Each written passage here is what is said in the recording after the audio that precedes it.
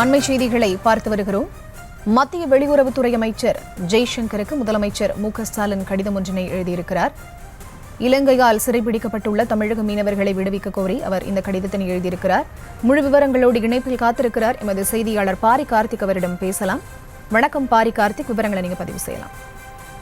வணக்கம். இலங்கை கடற்படையினால் கைது செய்யப்பட்ட மீனவர்கள் உடனடியாக விடுவிக்க வேண்டும் என்றும் அவர்களுடைய உடைமைகளை உடனடியாக மீட்டுத் தர வேண்டும் என்றும் தற்போது தமிழ்நாடு முதலமைச்சர் திரு மு.க.ஸ்டாலின் அவர்கள் மத்திய வெளியுறவுத்துறை அமைச்சர் ஜெய்சங்கருக்கு கடிதம் ஒன்று எழுதியிருக்கிறார். அந்த கடிதத்தில் தொடர்ச்சியாக இலங்கை கடற்படையினால் தமிழக மீனவர்கள் தாக்கப்படுவதும், அதே போல அவர்கள் கைது செய்யப்படுவதும், அவர்களுடைய லட்சக்கணக்கான உடைமைகள் பறிமுதல் செய்யப்படுவதும் என தொடர்கதையாக இருக்கிறது என்றும் தற்போது குறிப்பிட்டிருக்கிறார்.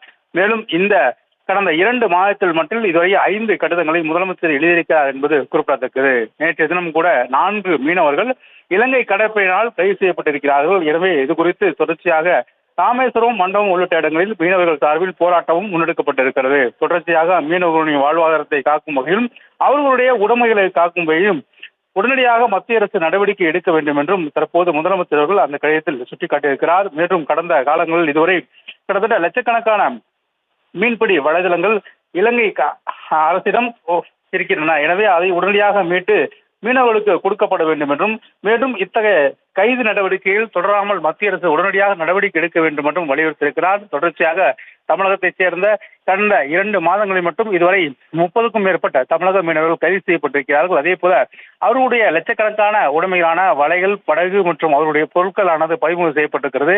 எனவே அதையும் உடனடியாக மீட்டு தர வேண்டும் என்று மத்திய வெளியுறவுத்துறை அமைச்சர் ஜெய்சங்கருக்கு தமிழ்நாடு முதலமைச்சர் அவர்கள் கடிதம் ஒன்றை எழுதியிருக்கிறார். விவரங்களுக்கு நன்றி பாரி கார்த்திக். செய்திகளை உடனுக்குடனும் துல்லியமாகவும் தெரிந்து கொள்ள சப்ஸ்கிரைப் பண்ணுங்க.